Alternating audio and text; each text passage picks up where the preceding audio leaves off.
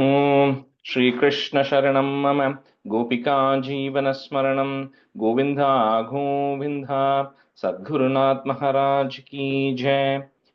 शुक्लांबरधरं विष्णुं शशिवर्णं चतुर्भुजं प्रसन्नवदनं ध्यायेत् सर्वविघ्नोपशान्तये। नमो नमः सद्गुरुभ्यः सद्गुरुभ्यो नमो नमः। नमो नमः सद्गुरुभ्यः सद्गुरुभ्यो नमो नमः। सच्चिदानन्दरूपाय विश्वोत्पत्त्यादिहेतवे तापत्रय विनाशाय श्रीकृष्णाय वयं नुमः। यं प्रव्रजन्तमनुपेतमपेतकृत्यं द्वैपायनो विरह कातर आजुहाव पुत्रेति तन्मयतया तरवोऽभिनेदुः तं सर्वभूतहृदयं मुनिमानतोऽस्मि। यस्वानुभावमखिल श्रुतिसारमेकम् अध्यात्मदीपम् अतितितीर्षतां तमोन्धं संसारिणां करुणयाः पुराणगुह्यं तं व्याससूनुम् उपयामि गुरुं मुनीनां। योगीन्द्राय नमस्तस्मै शुकाय ब्रह्मरूपिणे संसारसर्पदष्टं यो विष्णुरातममुमुचत् कालव्यालमुखग्रास त्रासनिर्नाशहेतवे श्रीमद्भागवतं शास्त्रं कलौ कीरेण भाषितम् एतस्मादपरं किञ्चित् मनःशुद्ध्यै न विद्यते जन्मान्तरे भवेत् पुण्यं तदा भागवतं लभेत् ज्ञानवैराग्यसम्पूर्णान् हरिभक्तिपरायणान् पूर्वाचार्यातहं वन्दे सम्प्रदायप्रवर्तकान् भगवन्नाम साम्राज्यं लक्ष्मी सर्वस्वविग्रहं श्रीमद्बोधेन्द्रयोगीन्द्र देशिकेन्द्रम् उपास्महे। कलिकालोचितं धर्मं नाम संकीर्तनात्मकं निर्णेतुम् अवतीर्णं तं प्रेमिकं सद्गुरुं भजे। हरे रामेति कृष्णेति नाम संकीर्तनं सदा लोकक्षेमाय कुर्वन्तं प्रेमिकं सद्गुरुं भजे।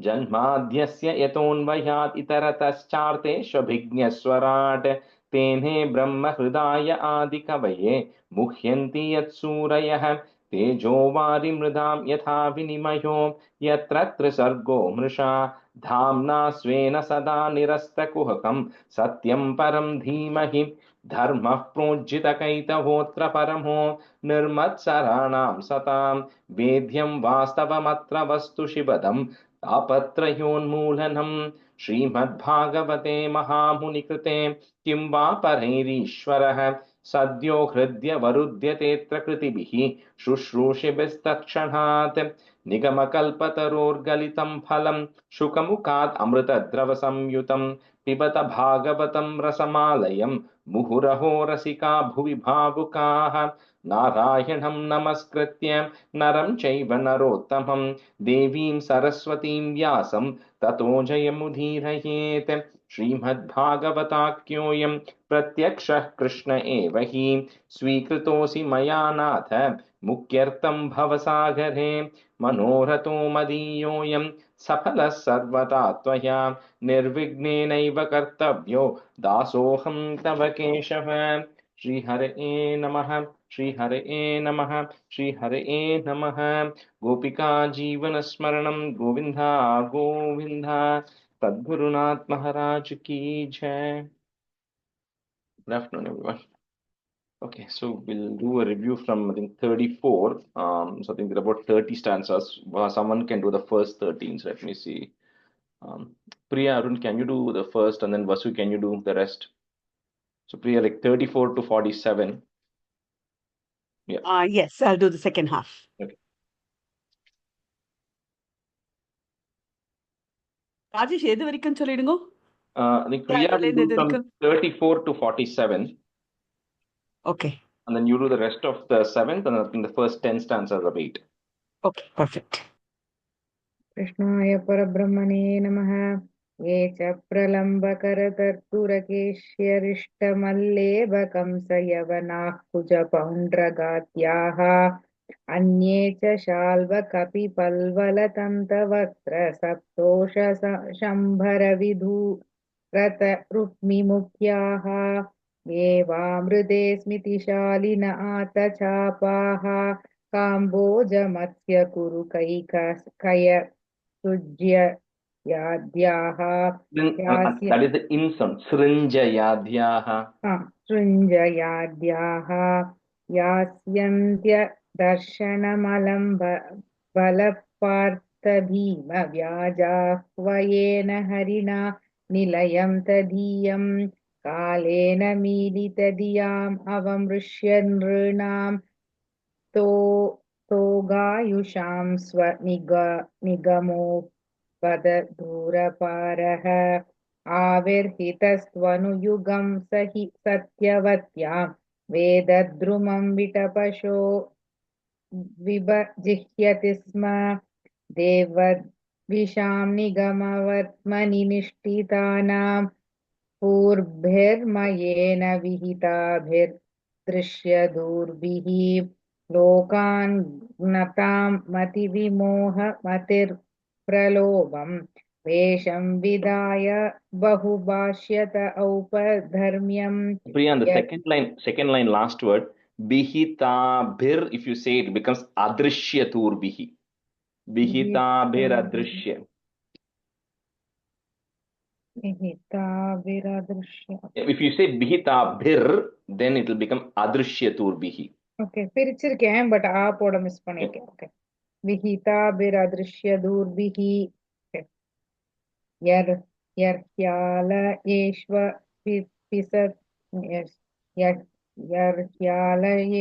यर्ह्यालयेष्वपिसतां न हरे कथा स्युः पाकण्टिनोद्विजना वृषलानृदेवाः स्वाहा स्वता वषटिति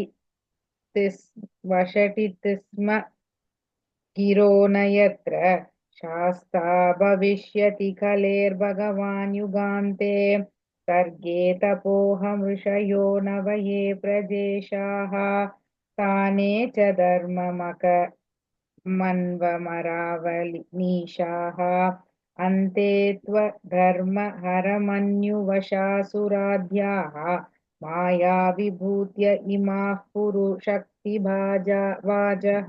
Vibhutaya, the last line. Vibhutaya ima. मायाविभूतय इमाः पुरुशक्तिभाजः विष्णोर्नुवीर्यगणनां कथमोर्हदीह यः पार्थिवान्यपि कविर्विममे रजांसि तस्कम्पयत्स्वरं हसास्खलता त्रिवृष्टं यस्मात्रिसाम्यसदनाधुरुकम्पयानं नान्तं विदाम्यहममी मुनयोऽग्रजास्ते मायाबलस्य पुरुषस्य कुतो परे ये गायन् गुणान् दशशतानन आदिदेवः शेतोऽधुनापि समवश्यति नास्य पारम् Shesho. Fourth line, first word. Shesho. Shesho.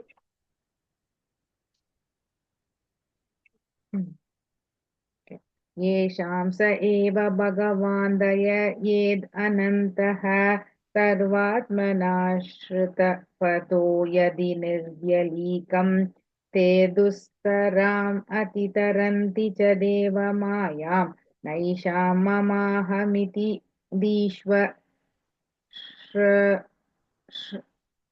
शरु எப்படி சொல்லணும் Shrigala Bhakshe. शृगालपक्ष्ये वेदाहमङ्गपरमस्य हि योगमायां यूयं भवश्च भगवानत दैत्यवर्यः पत्नी मनो स च मनुश्च तदात्मजाश्च प्राचीनबर्हिरुपुरङ्ग उदध्रुवश्च विश्वाकुरैलमुचुकुन्दविदेह घातिरग्वम्बरीश सकरागयनाहु शाद्याः मान्दात्र लर्कशतधन्वनुरन्ति देवाः देवव्रतो बलिरमूर्तरयोदिलीपः सौवर्युतङ्कशिबिदेवल पिप्पलात सारस्वतोत्तव सारस्वतोत्तव पराशरभूरिशेनाः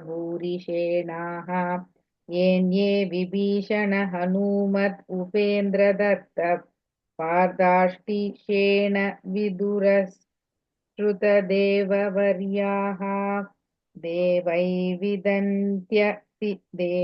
विदन्त्यतिदरन्ति च देवमायां त्रिशूद्रपूर्णशभरा अपि पापजीवाः यद्यद्भुतक्रमपरायणशीलशिक्षाः तिर्यग्जना अपि किमु श्रुतधारणाये शश्वत्प्रशान्तम् अभयं प्रतिबोधमात्रं शुद्धं समं शतसतः परमात्मतत्त्वम् शब्दो न यत्र पुरुकारकवान् क्रियार्थो मायापरैत्यभिमुखे च विलज्जमाना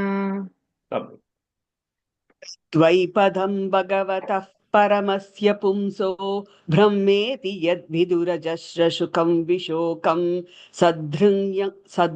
सदृयं नियम्य यतयो यमकर्तहेतुं जह्युस्वराधिवनिपानकनित्रम् इन्द्रः கரெக்டான சொன்னது सश्रेयसामपि विभुर्भगवान् यतोऽस्य भावा स्वभावविहितस्य सतः प्रसिद्धिः देहे त्वधातु विगमेनु विशीर्य माने व्योमेव तत्र पुरुषो न विशीर्य तेजः सोऽयं तेभिः हितस्तात भगवान् विश्वभावनः समासेन हरे नन्यत् हरे नान्यत् अन्यस्मात् सदसच्चयत् इदं भागवतं नाम यन्मे भगवतोदितं संग्रहोऽयं विभूतीनां त्वमेतद् विपुलीकुरु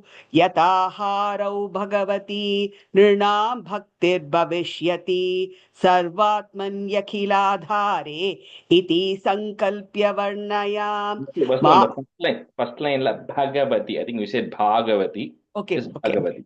Bhagavati. मायां वर्णयतो मुष्य ईश्वरस्यानुमोदतः शृण्वतः श्रद्धया नित्यं मायात्मा न मुह्यति माययात्मा माययात्मा न मुह्यति इति श्रीमद्भागवते महापुराणे पारमहंस्यां संहितायां द्वितीयस्कन्धे ब्रह्मनारद संवादे सप्तमोऽध्यायः। ओम अष्टमोऽध्यायः। राज उवाच ब्रह्मणा चोदितो ब्रह्मन् गुणाख्याने गुणस्य च यस्मै यथा प्राह नारदो देवदर्शनः एतद्वेदितुम् इच्छामि तत्त्वं वेदविदां वर हरेदद्भुतवीर्यस्य कथालोकसुमङ्गलाः कथयस्व महाभाग यताहम् अखिलात्मनि कृष्णे निवेश्य निस्सङ्गं मनस् எனக்கு இந்த வார்த்தை மட்டும் தியக்ஷே தானே தியக்ஷே திருப்பி சொல்லுங்க சாரி मनस्त्यक्ष्ये मनस्त्यक्ष्ये ओके मनस्त्यक्ष्ये कलेवरं शृण्वतः श्रद्धया नित्यं गृण तच्च स्वचेष्टितं कालेन नातिदीर्घेन भगवान् विशते हृदि ओरे निमिषம் प्रविष्टः कर्णरन्ध्रेण स्वानां भावसरोरुहं धुनोति श्यामलं कृष्णः सलीलस्य यथा शरत् सेकंड लाइन शमलम धुनोति शमलं कृष्णः सलीलस्य यथा शरत् दौतात्मा पुरुषः कृष्ण दौतात्मा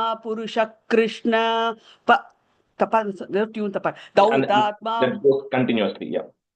दौतात्मा पुरुषः कृष्ण पादमूलं तमु मुञ्चति मुक्त सर्वपरिक्लेशः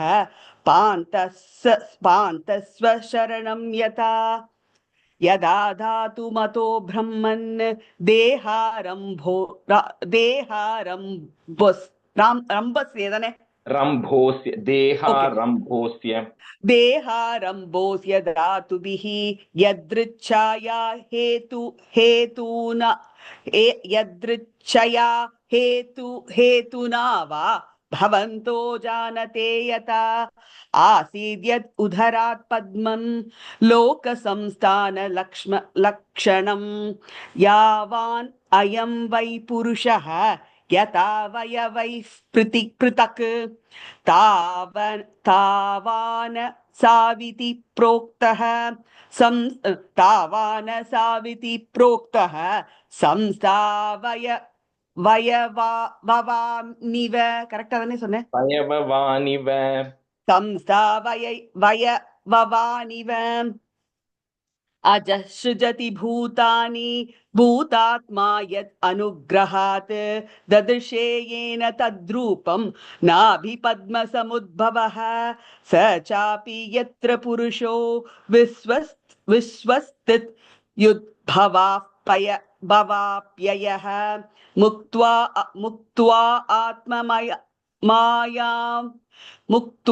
आत्ममायां मायेशः शेते सर्वगुहाशयः.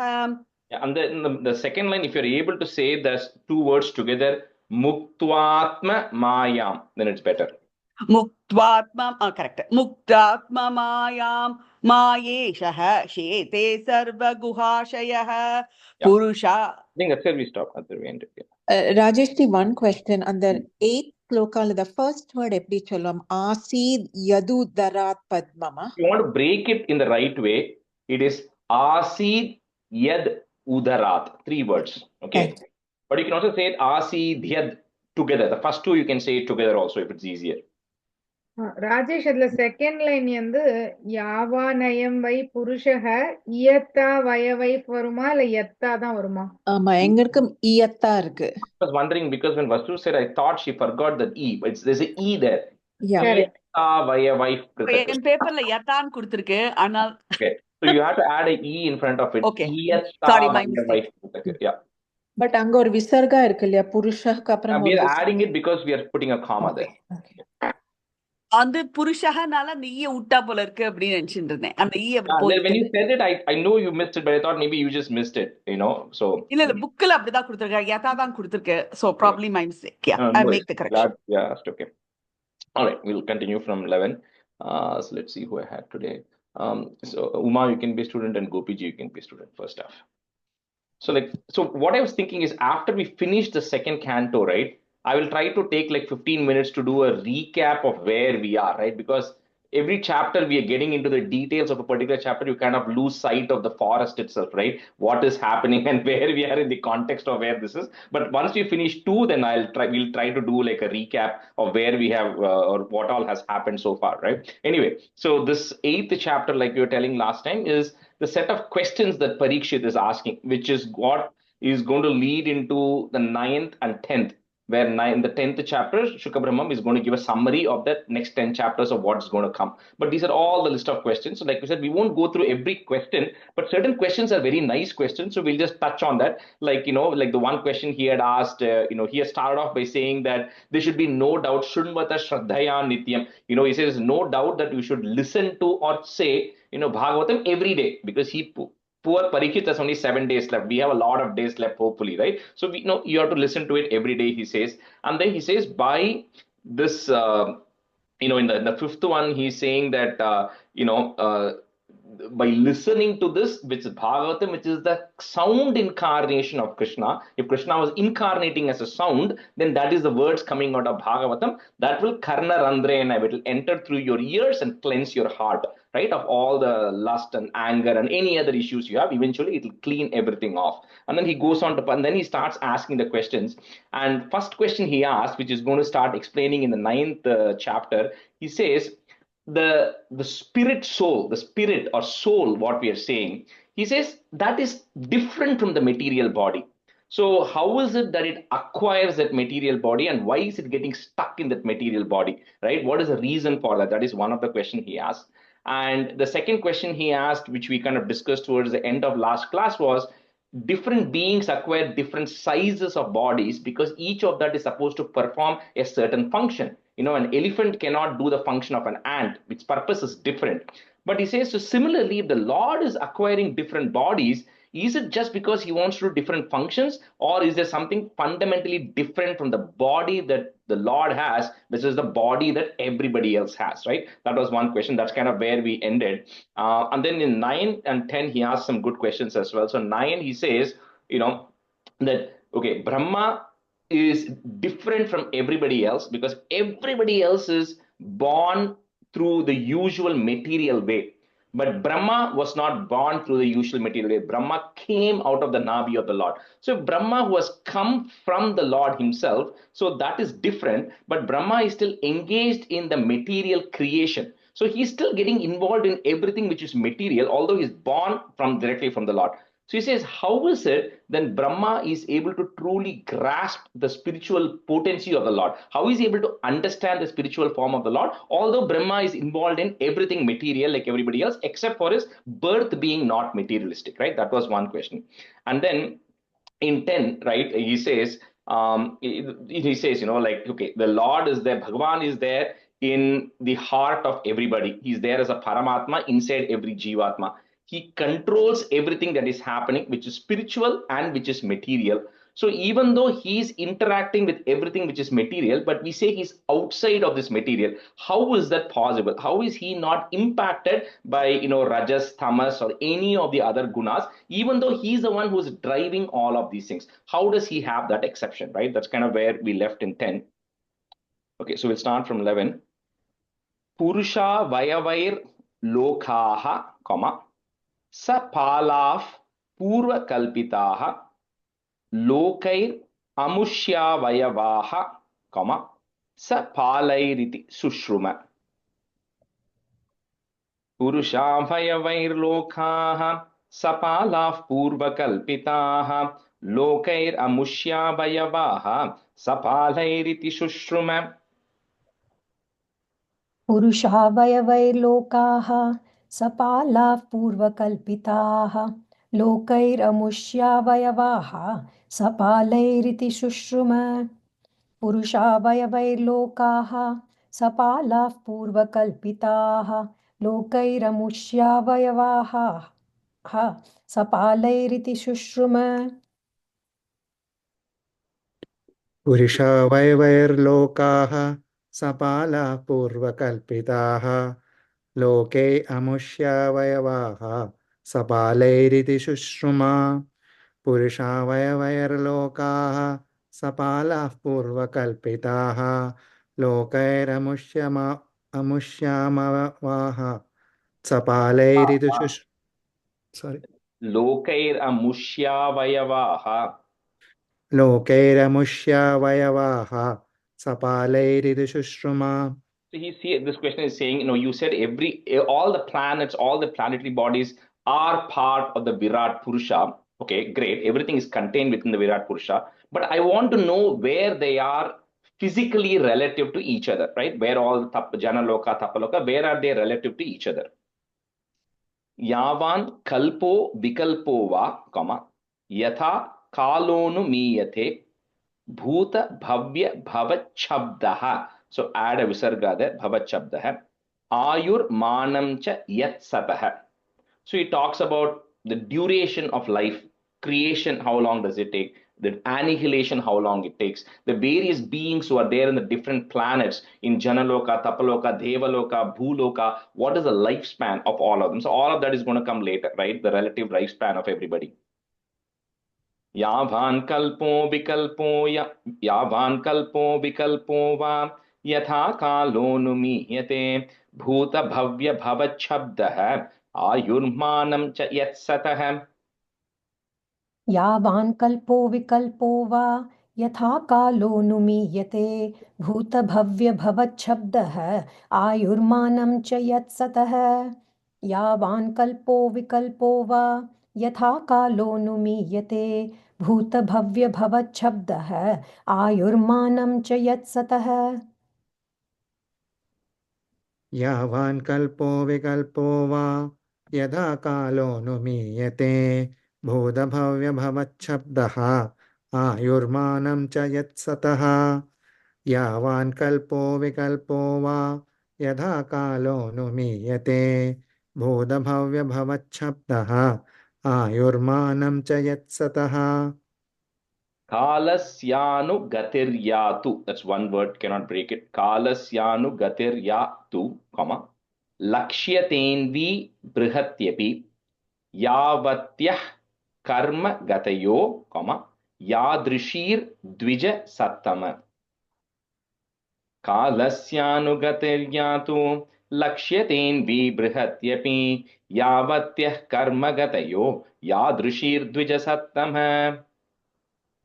कालस्यानुगतिर्यातु लक्ष्यतेऽन्विबृहत्यपि यावत्यः कर्मगतयो यादृशीर्द्विजसत्तम कालस्यानुगतिर्यातु लक्ष्यतेऽन्विबृहत्यपि यावत्यः कर्मगतयो यादृशीर्द्विजसत्तम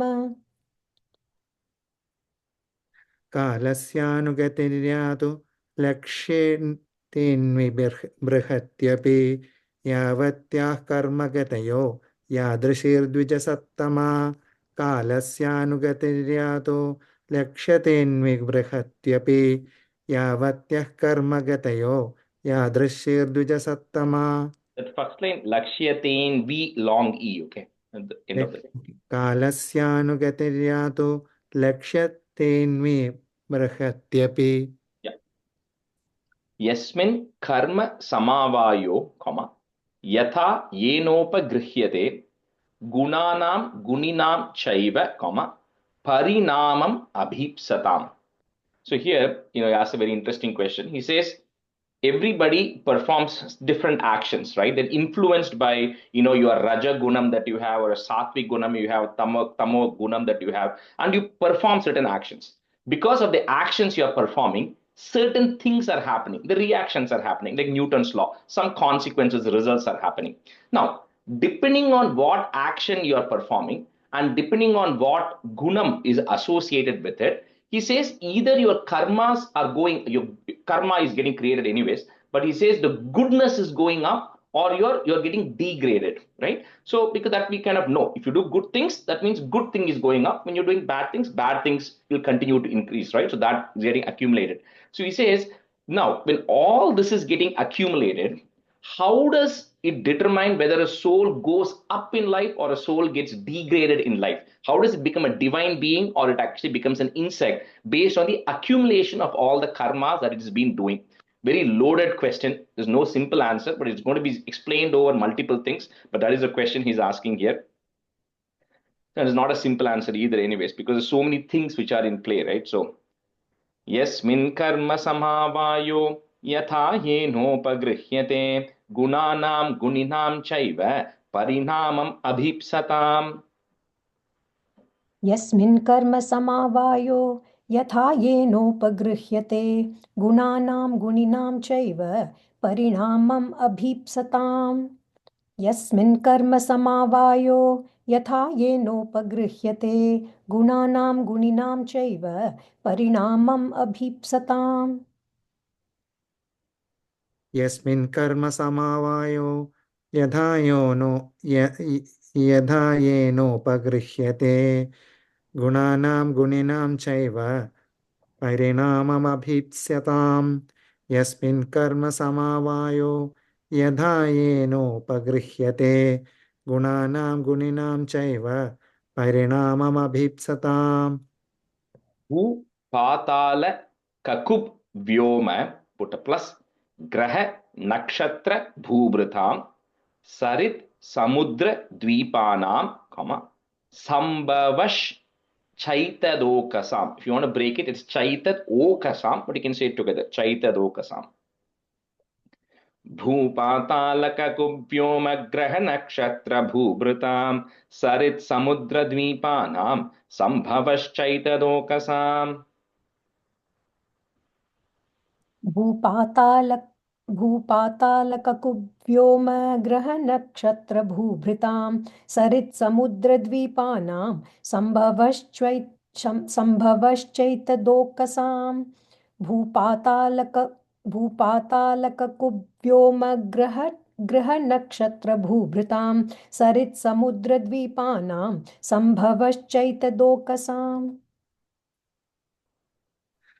भूपातालककुव्योम ग्रहनक्षत्रभूभृतां सरित्समुद्रद्वीपानां सम्भवैश्च दोकसां Sambhavashchaitadokasam. सम्भवैश्चैतदोकस No, I think I'm hearing Sambhavai. I'm hearing it's Sambhavash. Okay. सम्भवश्चैतदोकसां भूपातालककुव्योम ग्रहनक्षत्रभूभृतां सरित्समुद्रद्वीपानां सम्भवश्चैतदोकसाम् Pramanam andakoshasya, comma, bahyabhyantara bhedatah mahatam chanu charitam, comma, varnashrama vinishchayah. So bahihi antar, both inner and the outside of the universe, what is all there, and then all the mahatam, all the great souls. Talk to me about all the great souls and the various orders, or the orders of the life of the great souls. प्रमाणमण्डकोशस्य बाह्याभ्यन्तरभेदतः महतां चानुचरितं वर्णाश्रमविनिश्चयः. प्रमाणं मण्डकोशस्य बाह्याभ्यन्तरभेदतः महतां चानुचरितं वर्णाश्रमविनिश्चयः प्रमाणम् अण्डकोशस्य सरिताने Yeah.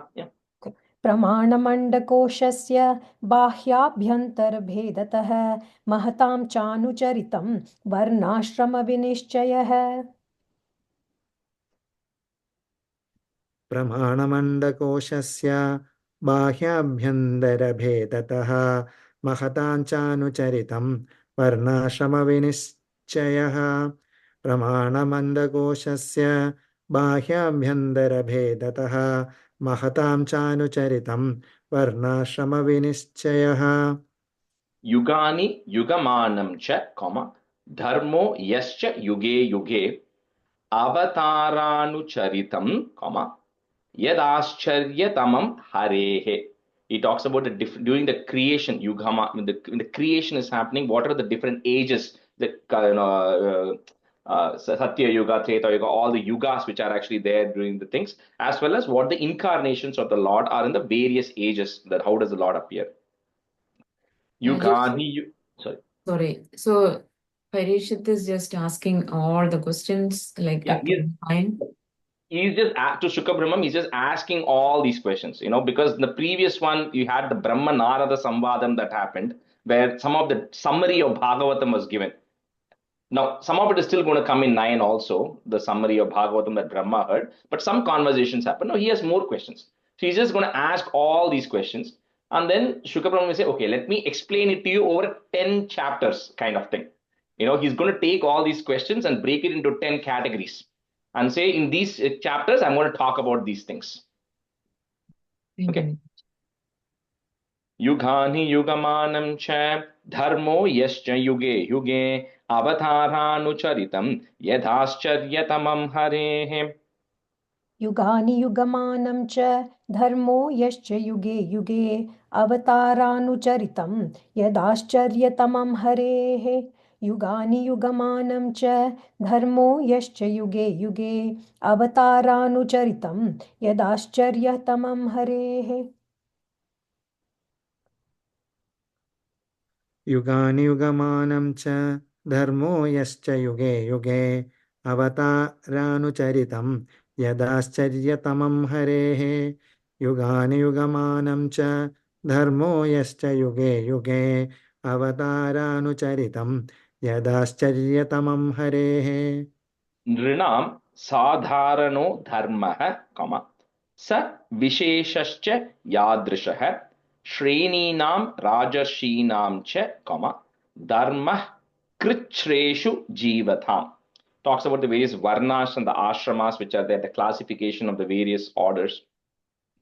Nrinam sadharano dharmah sa visheshascha yadrishah shreninam rajarshinam cha dharma krichreshu jivatam.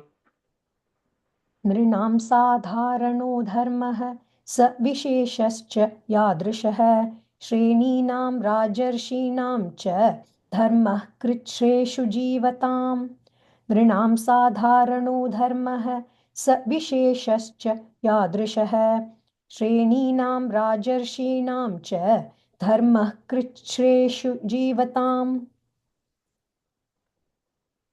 नृणां साधारणो धर्मः सविशेषश्च यादृशः श्रेणीनां राजर्षीणां च धर्मः कृच्छ्रेषु जीवताम् नृणां साधारणो धर्मः विशेषश्च यादृशः श्रेणीनां राजर्षीणां च धर्मः कृच्छ्रेषु जीवताम् Tattvanam parisankyanam, lakshanam hetu lakshanam, purusharadhana vidihi. So put a visargan comma there, vidihi. Next on top of the yo, there is a ir that will go away. Next word is a long word, you cannot break it. Yogasya adhyatmikasya cha. It's yogasya adhyatmikasya cha, but you have to join it. So yogasya adhyatmikasya cha. Tattvanam parisankyanam lakshanam hetu lakshanam purusharadhana vidhi yogasya adhyatmikasya cha. तत्त्वानां परिसङ्ख्यानं लक्षणं हेतुलक्षणं पुरुषाराधनविधिः योगस्याध्यात्मिकस्य च तत्त्वानां संख्यानं लक्षणं हेतुलक्षणं पुरुषाराधनविधिः योगस्याध्यात्मिकस्य च तत्त्वानं परिसङ्ख्यानं लक्षणं हेतुलक्षणं पुरुषाराराधनविधिः योगस्याध्यात्मिकस्य च तत्त्वानं परिसङ्ख्यानं लक्षणं हेतुलक्षणं पुरुषाराधनविधिः योगस्याध्यात्मिकस्य च That first line, first word, tattvanam. तत्त्वानां परिसङ्ख्यानं Yogeshwaraishwarya. So Yogeshwar Aishwarya, two words there. Yogeshwaraishwarya Gatihi. Put a visarga comma. Next on Linga, there is a ir that will go away. Linga Bhangastu Yoginam. Vedopa Veda Dharmanam, comma, im, comma, Itihasa Purana Yoho. So it says, like all these mystics, the really realized souls, who what is their ultimate spiritual goal and how do they free themselves not only from the material body but also from the astral body. The astral body is in Sukshma Shariram, which still has, the ego and the subtle mind and everything. How are they able to, get out of it, and what is their ultimate goal there?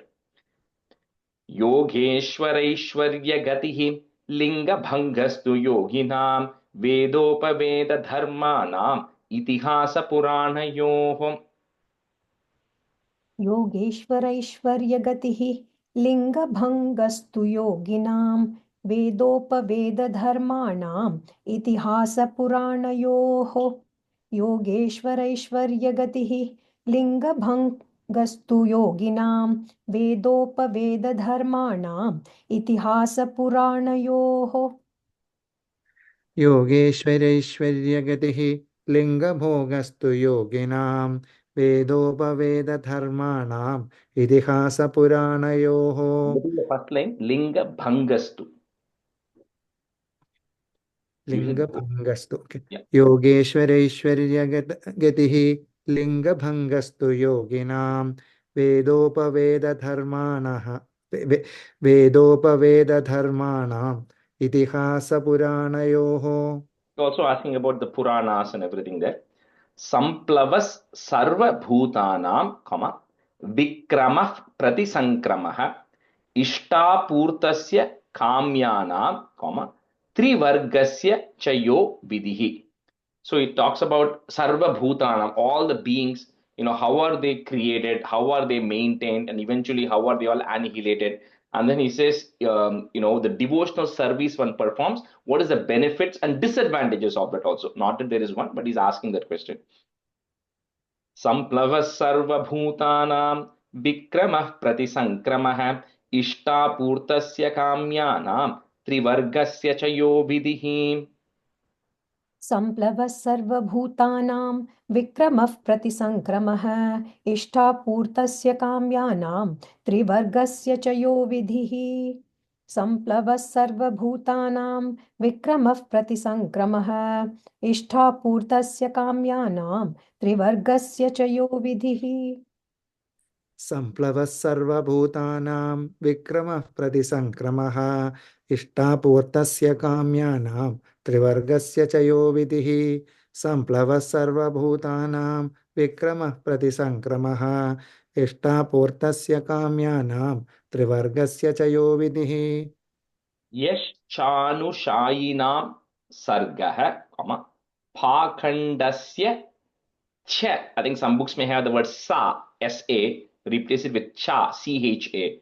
Pakandasya cha sambhavah atmano bandha mokshau cha, vyavasthanam swarupatah. Yaschanhushayinam sargah pakhandasya cha sambhavah atmano bandha mokshau cha vyavasthanam swarupatah. यश्चानुशायिनां सर्गः पाखण्डस्य च सम्भवः आत्मनो बन्धमोक्षौ च व्यवस्थानं स्वरूपतः यश्चानुशायिनां सर्गः पाखण्डस्य च सम्भवः आत्मनो बन्धमोक्षौ च व्यवस्थानं स्वरूपतः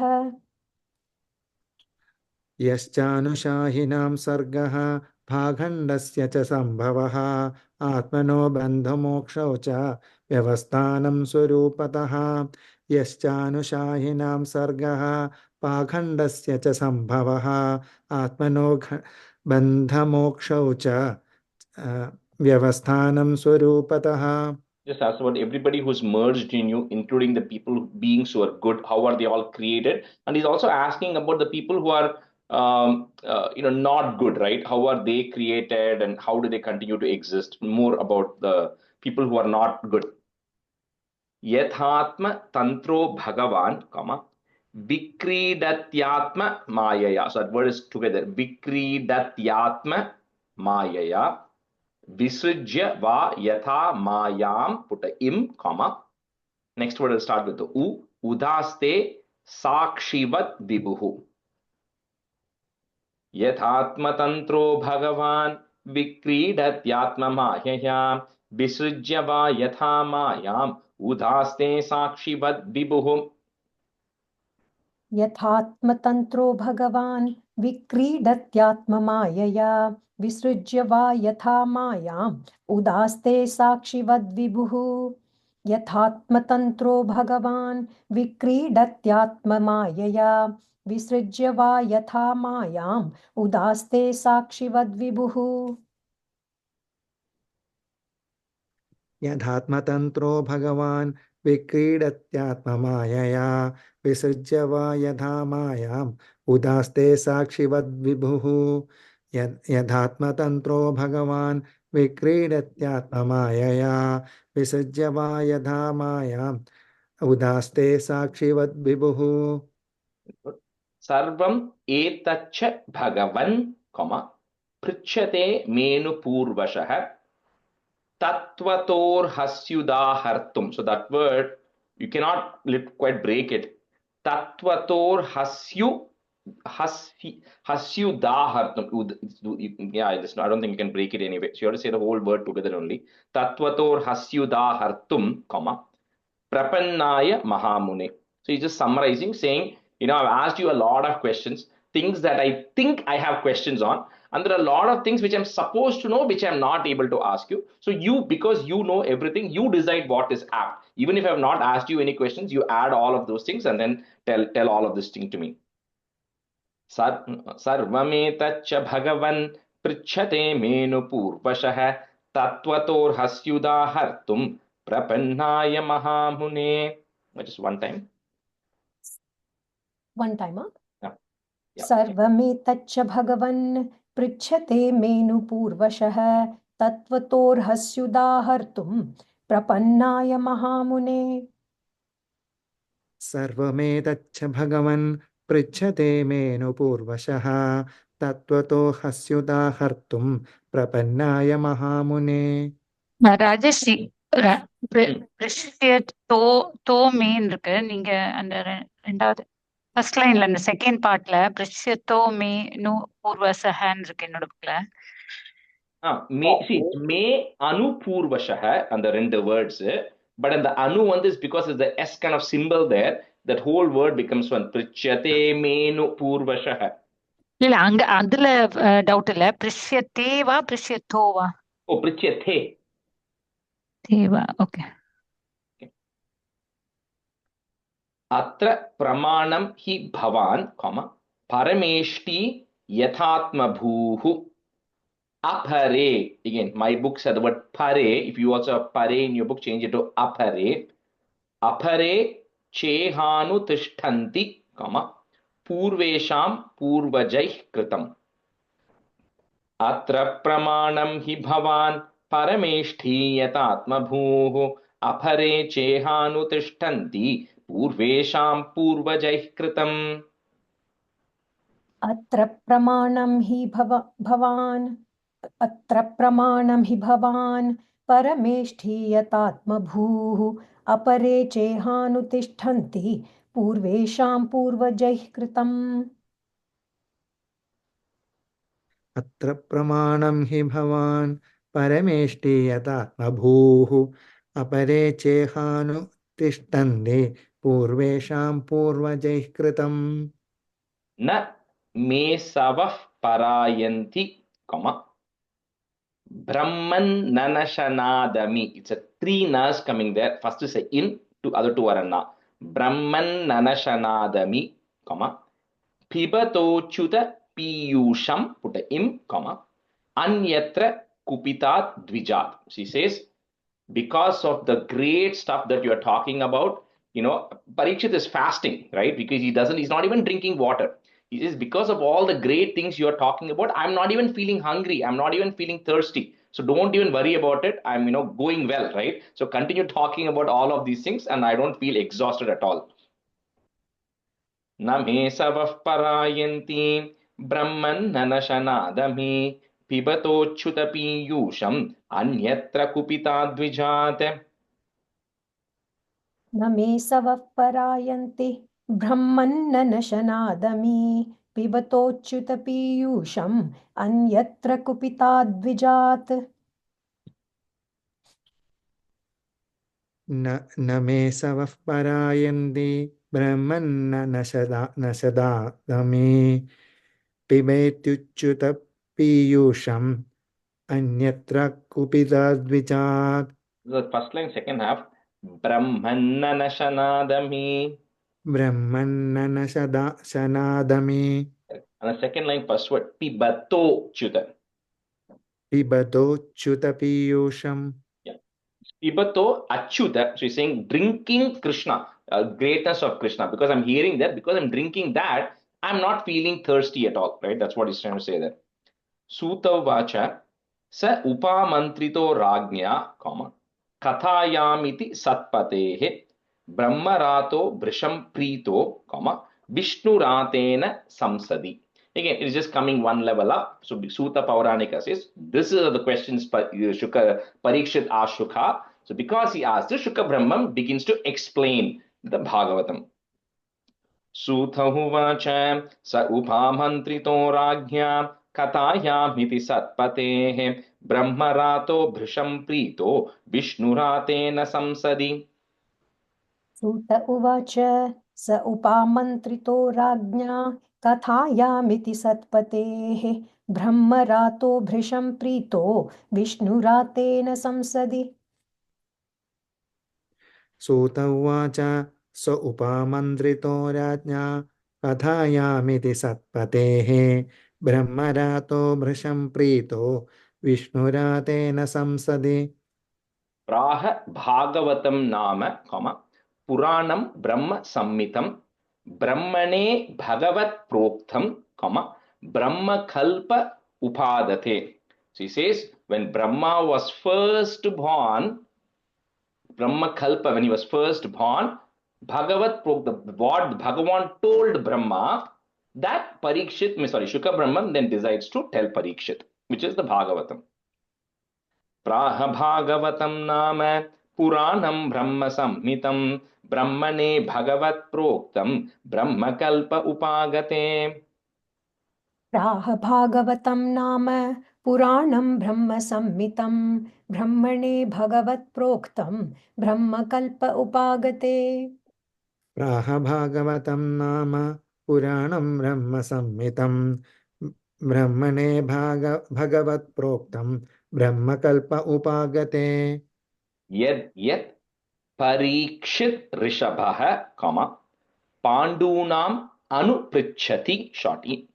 Anupurvyena tat sarvam, put a im there, next word will start with the a. Akhyatum upachakrame.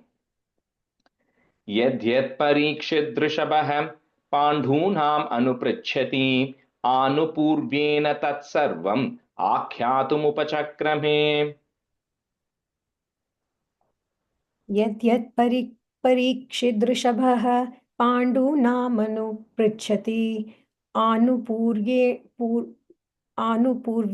तत्सर्वम् आख्यातुमुपचक्रमे यद्यत् परीक्षित् वृषभः पाण्डूनामनुपृच्छति अनुपूर्व्येण तत्सर्वम् आख्यातुमुपचक्रमे इति श्रीमद् भागवते महापुराणे पारमहंस्यां संहितायां द्वितीय स्कंदे प्रश्न विधिर नामाष्टमो और नामाष्टमो either way नामाष्टमोऽध्यायः इति श्रीमद्भागवते महापुराणे पारमहंस्यां संहितायां द्वितीयस्कन्धे प्रश्नविधिर्नामाष्टमोऽध्यायः इति श्रीमद्भागवते महापुराणे पारमहंस्यां संहितायां द्वितीयस्कन्धे प्रश्नविधिर्नामाष्टमोऽध्यायः. That completes 8th chapter. We'll start with the 9th. We'll switch. Sindhuji, you and Jayashree Shankar can be student. So Navamodhyaya. So I'll maybe say the first 10 stanzas meaning, right? And then we'll see how much we are able to finish today. So here, it starts, Shuka Brahman starts answering the questions, but it's saying Shuka is saying this to everybody else, right? Shuka is saying this to Parikshit here. So not every question is going to get addressed, but this is where the Chatushloki Bhagavatam is embedded in here, right? He's going to talk upon some key things in this Navamadhyaya, and the rest of the stuff he's going to say, I'm going to tell you over 10 other skandams, right? So one of the first questions which Parikshit was asking was, although the soul is part of the common consciousness spirit, how is it getting entangled in this material world, right? So he starts off by saying, you're right, the soul which is there, the spirit which is there, is part and parcel of the Supreme Lord. It's all part of one consciousness, right? But what happens is, it's given independence. It's like sometimes you tell the kid to go out and play for some time within the bounds, and you have the free will. So you say when the free will is there, what happens is the soul is identifying itself with the material body that it takes up and the mind. Two main problems. One is the soul is attached itself to the body, thinking it is the body. And two, there's a lot of ignorance which is there in the mind. And he says all of this is caused because of the Maya of the Lord, because he wants to give you an opportunity. Eventually, the goal is for everybody to return back to the Lord. But then he's giving you this choice. And he says there are 8.4 million varieties of bodies which are available in all of these planetary systems for a person to choose. And you kind of go up or down depending on the karma. That is a separate topic. But it can pick any of this based on various activities. And then based on what body type it picks, like human, is we think of it as one body type. It says 8.4 million body types. So depending on that, it will have different luxury and different able things to enjoy and everything, but it has free will there. Now, what happens is this thing, although the Lord Paramatma is sitting inside of each of the soul, each of this individual soul thinks that everything is its own. So it identified it as, it is me, it is my house, it is my family, it is my nation, it is my country. Wherever you put I or me or my kind of pronouns in there, it says that is because it is identifying that all of this belongs to that particular soul. And as long as that association is continuing, it is going to keep taking births. The only way, he says, to completely cut off all of that association is, it says, you have to understand that you are one with the Lord. You are no different. All of this is just a soul. You have to separate yourself. Later on, when we go to Kapilopakyanam, we'll separate out this Purusha which is there and Prakriti which is there, and saying it's two different things.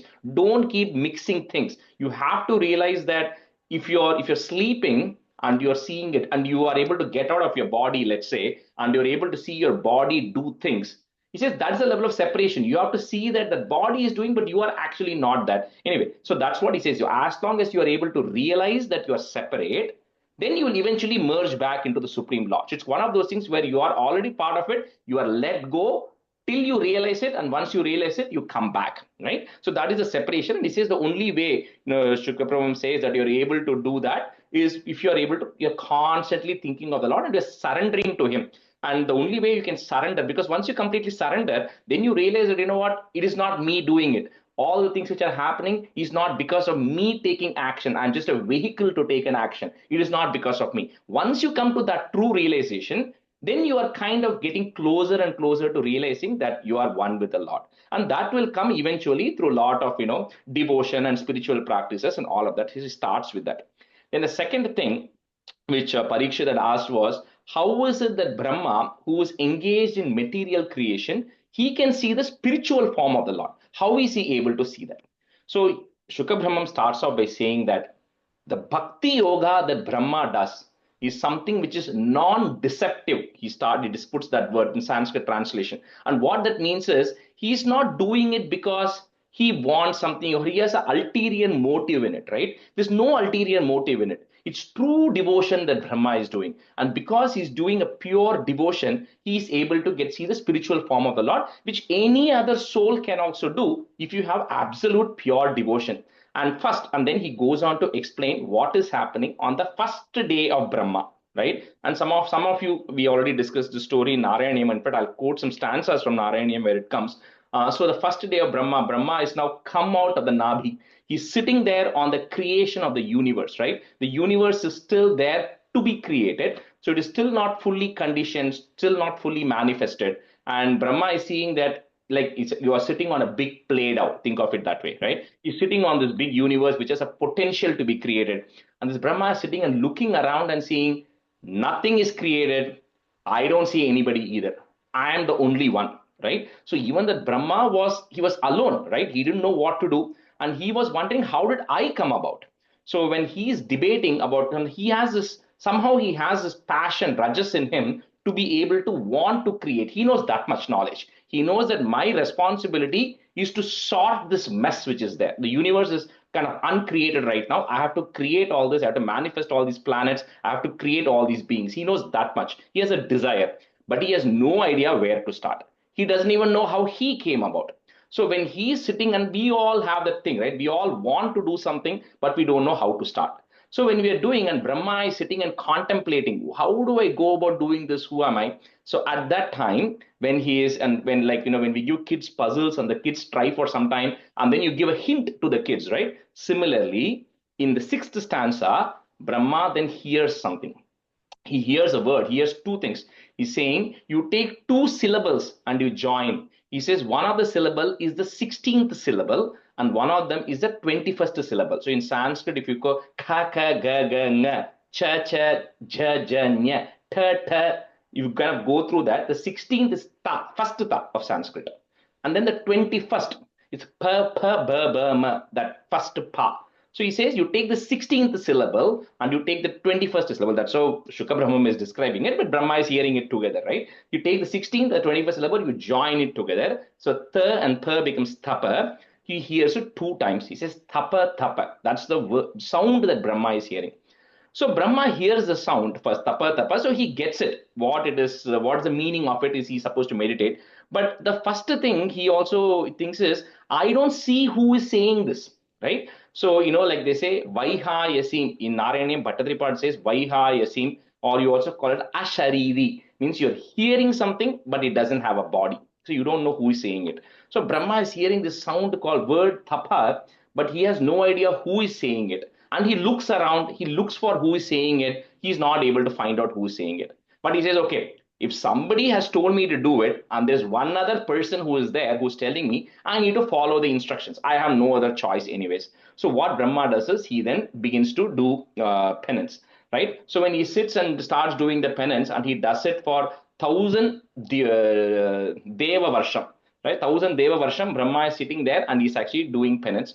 And when he does the penance, finally, at that time, what is happening is he's now getting a darshan. So finally, at the end of it, when the time is right, when Brahma has reached the level of penance that it was right for him, you, O Lord, then show him the Vaikuntham. So that starts from the 9th stanza. So in the 9th stanza, it talks about, oh, you, O Lord, you show Brahma the Vaikuntham. So for those of you who want to remember it, you go back to your Dashakam 7 in Narayaniyam.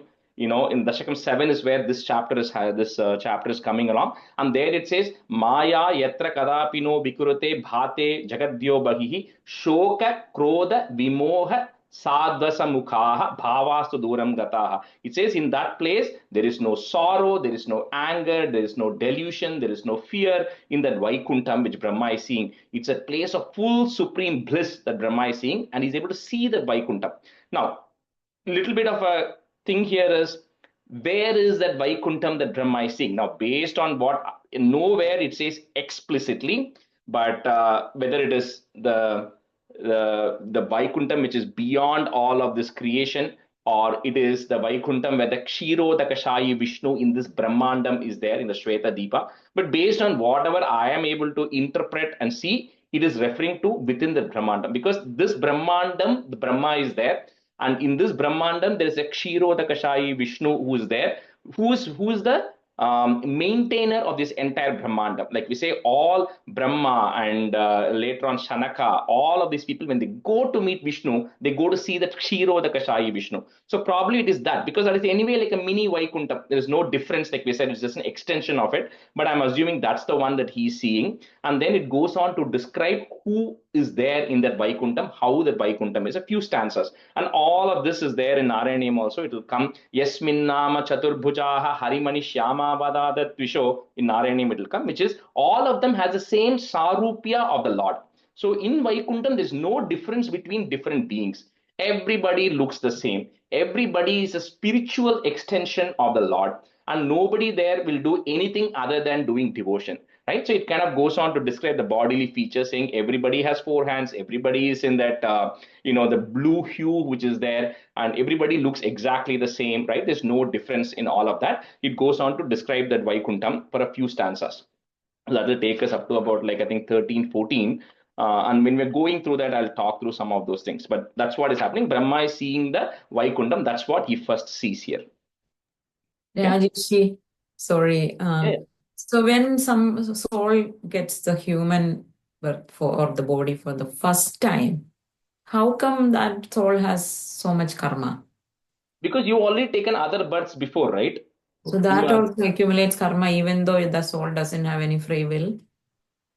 No. Even if you're taking any birth, you had free will to go do things. Okay, but there's a level of, if you think of the lowest of the species has to go hunt to survive. So it doesn't have the knowledge. Okay, so when it's going and hunting, that is actually not bad karma according to the Vedas, because he says a lion has to eat a deer. There's nothing else. A lion will die, if it doesn't eat a deer. So a lion killing a deer is not bad karma though.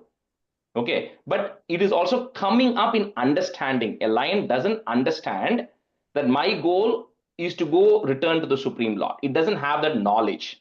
Okay, so to your point, when you're evolving in your species and you take a human life, when you're first time born, to your question, I don't know how much karma you're born with and what. I don't know. Maybe there is some logic to that of what karma, but you do have ideally, but nobody has a knowledge in your first birth to know that I need to return back.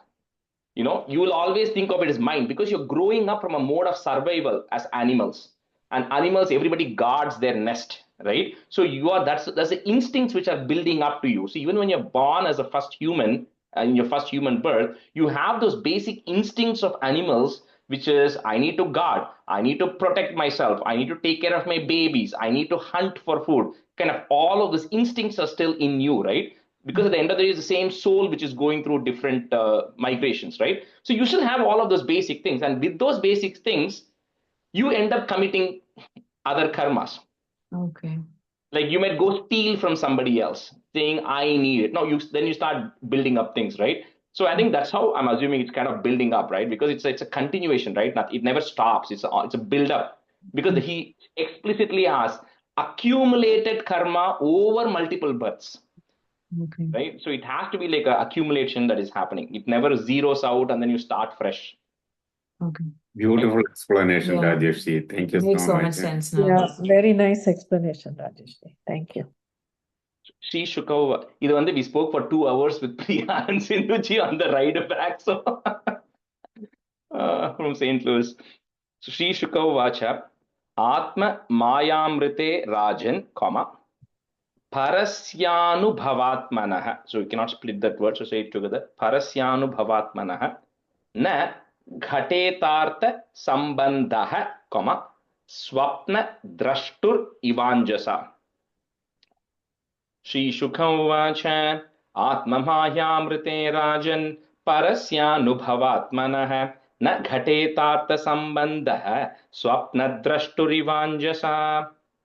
Sri Shogavaja Atmamaya Mrade Rajan Parasyanubhavatmanaha Nakhadedartha Sambandaha Swapnadrashturivanjasa. Sri Shogavaja Atmamaya Mrade Rajan Parasyanubhavatmanaha Nakhadedartha Sambandaha Swapnadrashturivanjasa. श्रीशुकोवाच आत्ममायामृते राजन् परस्यानुभवात्मनः न घटेथार्थसम्बन्धः स्वप्नद्रष्टरिवाञ्जसा श्रीशुकोवाच आत्ममायामृते राजन् परस्यानुभवात्मनः न घटेथार्थसम्बन्धः स्वप्नद्रष्टरिवाञ्जसा Bahu Rupa Ivabhati, comma, Mayaya Bahurupaya, Ramamano Guneshwasyaha. We'll add a visarga there because you're putting a comma. Guneshwasyaha. Mamahamiti Manyate. Mama Aham, right? Mine, I. Mamahamiti Manyate. Bahurupa Iva Bhati. Mayaya Bahurupaya. Ramamano Guneshwasyaha. Mamahamiti Manyate. Bahuruba Ivabhadi Mayaya Bahurubaya Ramamano Guneshwasyaha Mamahamidi Manyade. Bahuruba Ivabhadi Mayaya Bahurubaya Ramamano Guneshwasyaha Mamahamidi Manyade. बहुरूप इव भाति मायया बहुरूपया रममाणो गुणेश्वस्याः ममाहमिति मन्यते बहुरूप इव भाति मायया बहुरूपया रममाणो गुणेश्वस्याः ममाहमिति मन्यते Yerhi Vava Mahimne Swe, comma, Parasmin Kala Mayayoho, Rameta Gata Sammohaha, that is will remove, put Visarga, comma, Sammohaha, Tyaktvo Daste, one word, Tyaktvo Daste Tado Bhayam. Yerhi Vava Mahimne Swe, Parasmin Kala Mayayoho, Rameta Gata Sammohaha, Tyaktvo Daste Tado Bhayam. Rajeshi, first line, Hmm. I have Mahimni. Yeah. Oh, sorry, Mahimniswe. Yeah, you're right. Yarhivava Mahimniswe Parasmin Kalamayayoho Rameda Gada Sammohaha Tyakto Daste Tado Bhayam. Yarhivava Mahimniswe परस्मिन् कालमाययोः रमेदगदसम्मोहः त्यक्तो दास्ते तदोभयम् यर्हि वावमहिं निस्वे परस्मिन् कालमाययोः रमेत गतसम्मोहः त्यक्तोदास्ते तदोभयम् यर्हि वावमहिं निस्वे परस्मिन् कालमाययोः रमेत गतसम्मोहः त्यक्तोदास्ते तदोभयम् आत्मतत्त्व विशुद्ध्यर्थं यदाह भगवान् ऋतं you can say it together भगवान् ऋतं ब्रह्मणे दर्शयन् रूपं put a im अव्यलीक व्रतादृतः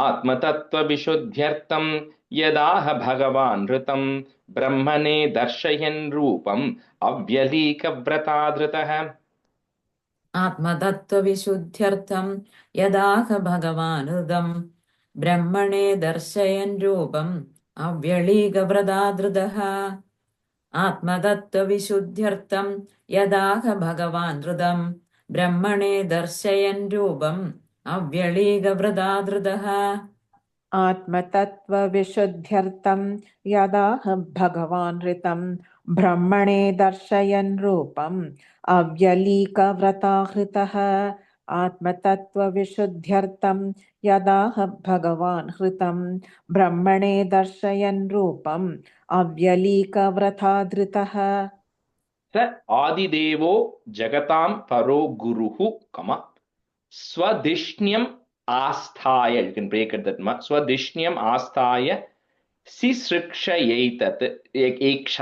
सिसृक्षयेक्षत् तां नाद्यगच्छत् cannot break that word नाद्यगच्छत् दृशमत्र सम्मतां प्रपञ्च निर्माण विधिर्यया भवेत् स आदिदेवो जगतां परो गुरुः स्वधिष्ण्यमास्ताय सिसृक्षयेक्षत् तां नाद्यगच्छदृशमत्र सम्मतां प्रपञ्चनिर्माणविधिर्यया भवेत्. Rajesh, second line ending with the right? My book भवेत् it. So it. स आदिदेवो जगदाम्बरो गुरुः स्वधिष्ण्यमास्ताय सिसृक्षयैक्षद ताम्नाद्यगच्छदृशमत्र सम्मदां प्रपञ्चनिर्माणविधिर्यया भवेद् स आदिदेवो जगदाम्बरो गुरुः स्वधिष्ण्यमास्ताय सिसृक्षयैक्षद ताम्नाद्यगच्छदृशमत्र सम्मदां प्रपञ्चनिर्माणविधिर्यया भवेद् स आदिदेवो जगतां परो गुरुः स्वधिष्ण्यमास्थाय सिसृक्षयैक्षत ताम्नाद्यगच्छदृशमत्र सम्मतां प्रपञ्चनिर्माणविधिर्यया भवेत्.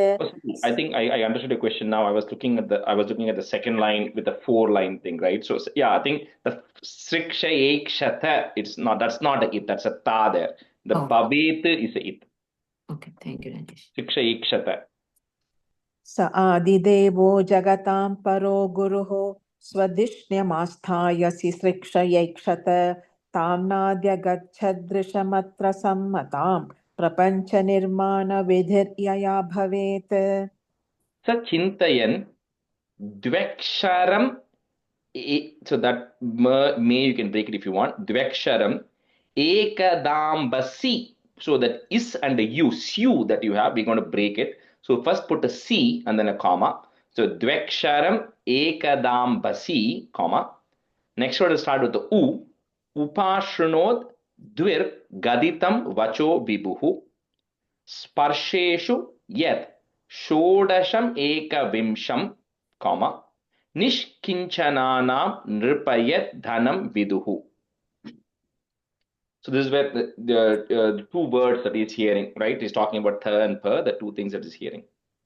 Sachintayan dvyaksharamekadambhasi upashruno dvirgaditam vacho vibhuho sparsheshu yat shodashameka vimsham nishkinchananam nripayat dhanam viduhu. Rajesh, on the first line, third word, it's half ver and there, right? Sachintayan Badhyaksharam. Dveksharam. Anga verb irka? Half verb? Dvya. Dveksharam. How would you spell it in English? DVA. Oh, okay. Yeah, it will be DVYAK, then Dveksharam. Yeah, DVYA, correct. DV with Dvya. I have a half verb and a dhya, so. No. So the way I'm having it is Dvi Aksharam. Dvi and A is Dvya. So it's Dveksharam. So DVYA. Okay, thank you.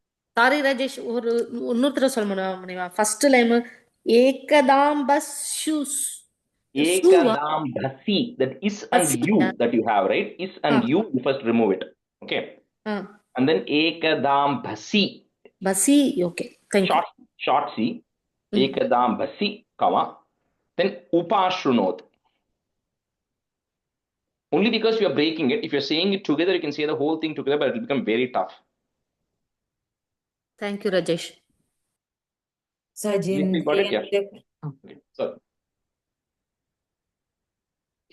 Sajindayandaksharamekadambhasi ubasranodhargadidambhajo vibhuः स्पर्शेषु यत् षोडशमेकविंशं निष्किञ्जनानां नृभयद्धनं विदुः सजिन्दयन्त्यक्षरमेकदाम्भसि उभासृणोदर्गदिदं वजो विभुः स्पर्शेषु यत् षोडशमेकविंशं निष्कञ्जनानां नृभयद्धनं विदुः निष्किञ्जनानां नृभयद्धनं विदुः Sachintayandyaksharamekadambhasi upashanodvirgatitam vacho vibhuः स्पर्शेषु यच्छोडशमेकविंशं निष्किञ्चनानां नृपयद्धनं विदुः सचिन्तयन्त्यक्षरमेकदाम्भसि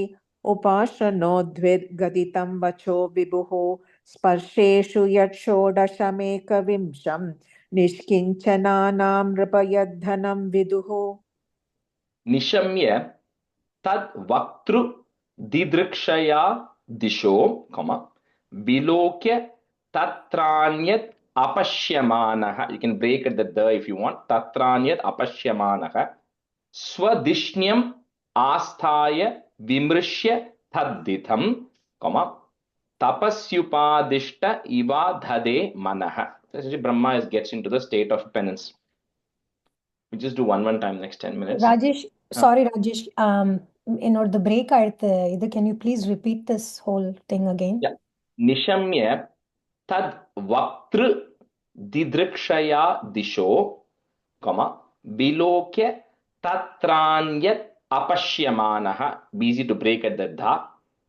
Swadishnyam asthaya vimrishya tadhitam, tapasyupadishta iva dadhe manah. Thank you.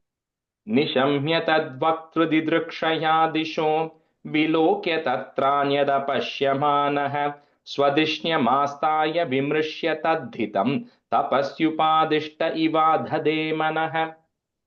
निशम्य तद्वक्तृदिदृक्षया दिशो विलोक्य तत्रान्यदपश्यमानः स्वधिष्ण्यमास्ताय विमृश्य तद्धितं तपस्युपादिष्ट इवाददे मनः निशम्य तद्वक्तृदिदृक्षया दिशो विलोक्य तत्रान्यदपश्यमानः स्वदिष्ण्यमास्थाय विमृश्य तद्धितं तपस्युपादिष्ट इवाददे मनः.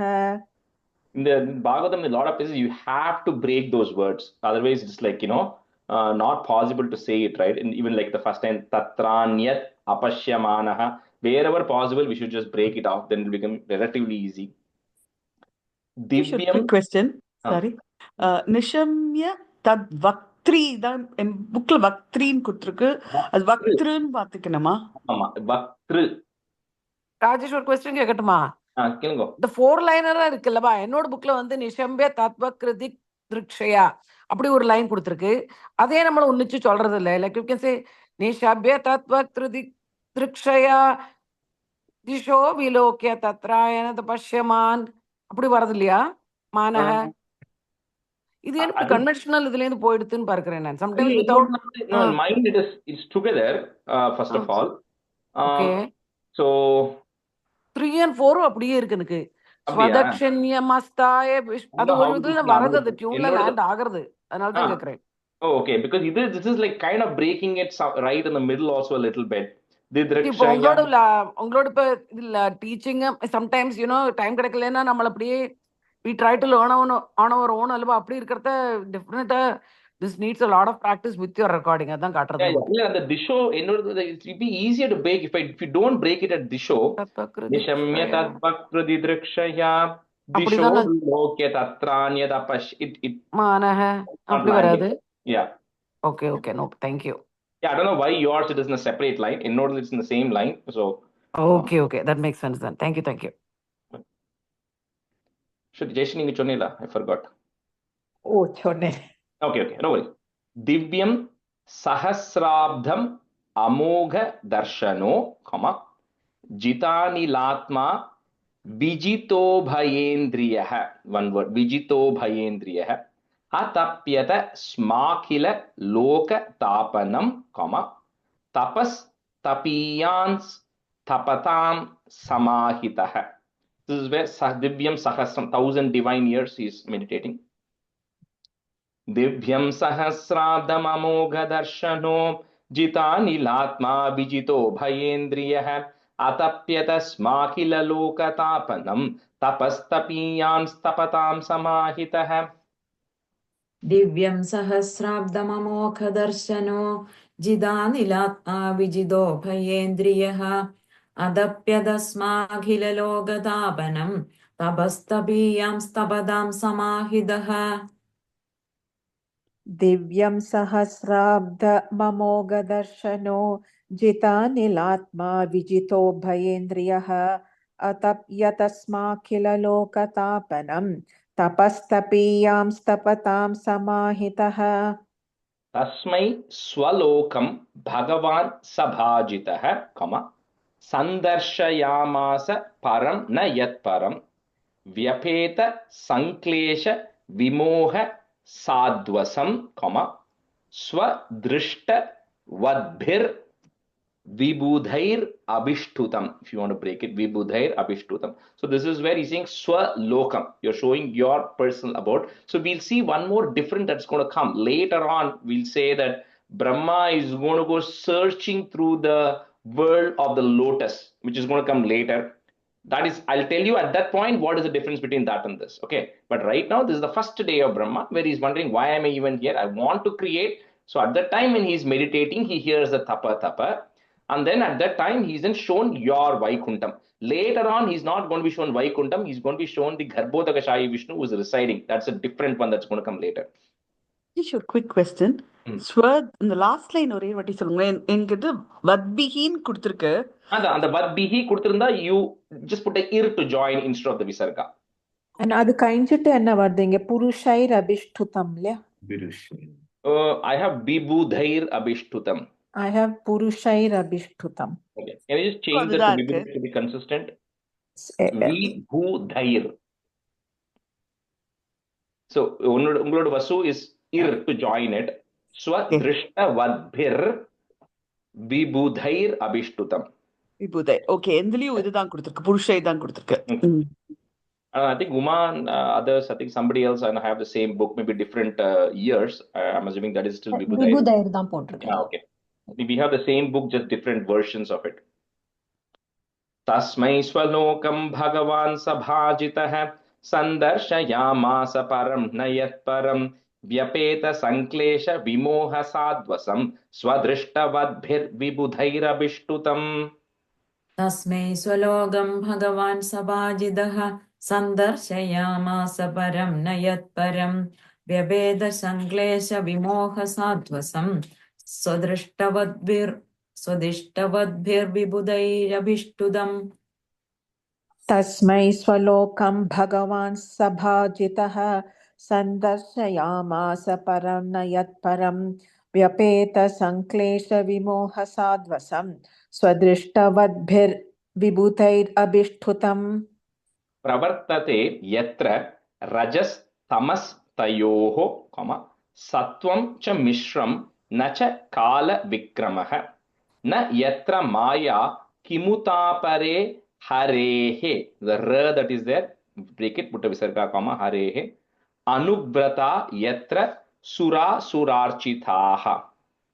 So it says in this place, first of all, there's no rajas and tamas, which gunas, which are there for the people there, nor is there an influence of rajas and tamas on sattva guna either. So it's like it's just pure sattva guna that is there. So when we come to the Jaya Vijaya incident, we'll see why things go little haywire at that point. But generally speaking, there is always just pure sattva guna there.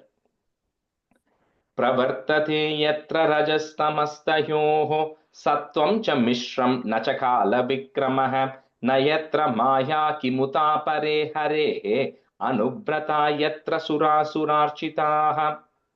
प्रवर्तते यत्र रजस्तमस्तयोः सत्वं च मिश्रं न च कालविक्रमः न यत्र माया किमुदा परे हरेः अनुव्रता यत्र सुरासुरार्चिताः. प्रवर्तते यत्र रजस्तमस्तयोः सत्वं च मिश्रं न च कालविक्रमः न यत्र माया किमुता परे हरेः अनुव्रता यत्र सुरासुरार्चिताः. We'll do 11th also. Shyama vadatash, because the visarga is there, so put a ish vadatash shata patra lochanaha, comma ishanga vastras suruchas supeshashah shasah sarve chatur bahava unmishan mani, put a plus, praveka nishkabharanas suvarchasah प्रवाल वैदूर्य Mrinal वर्चसः, परिस्फुरत् कुंडल मौलि मालिनः. You can words, you can tell, just describing the everybody who is in Vaikuntham, which is exactly like Narayana. They all have the Chaturbaham. They all have, all the accessories with it. They all are the same blue, gray in hue, which are there, and they all kind of look the same as well there.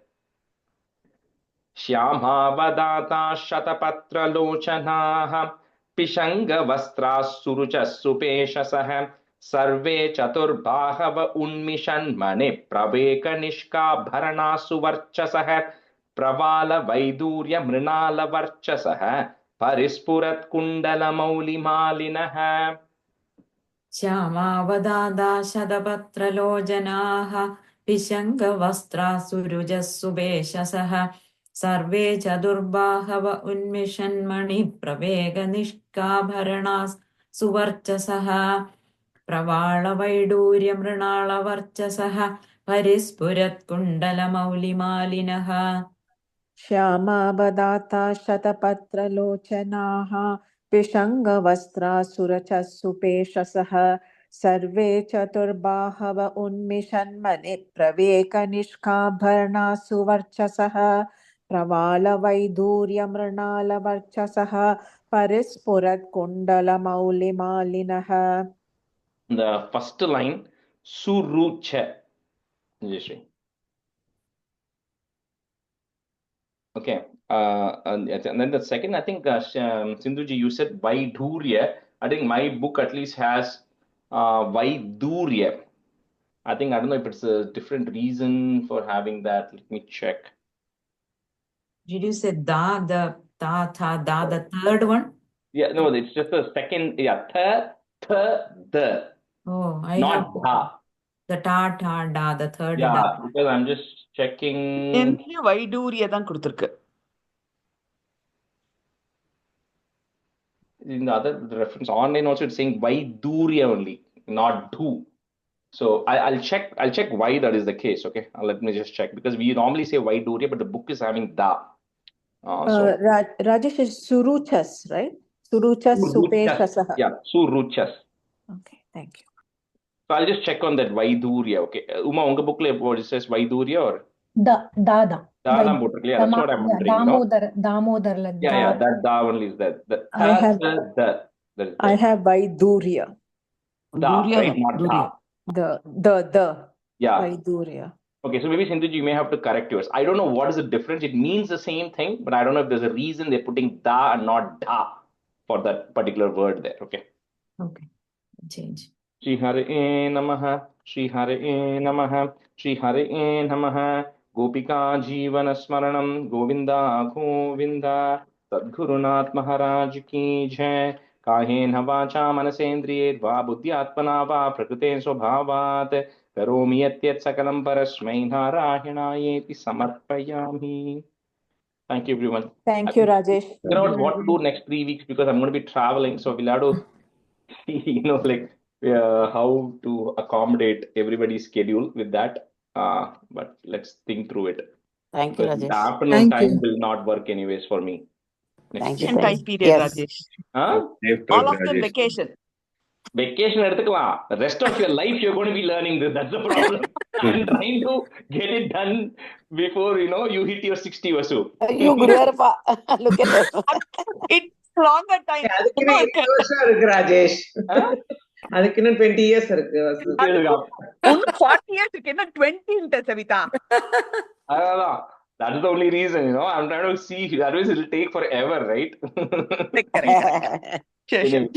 Have a good evening. Rajesh, Do you have any plans changing to Rajesh. Have a morning? good trip. And Sabita? Do you have any idea changing it to morning? Any No, plans? I'm only thinking of the next few weeks, not permanently, because if I have a class going on Saturday and Sunday mornings, Okay. so I can't even move it to Saturday and Sunday mornings, unfortunately. Weekdaysல பண்ணலாம்னு plan வச்சிருக்கேளா? Huh?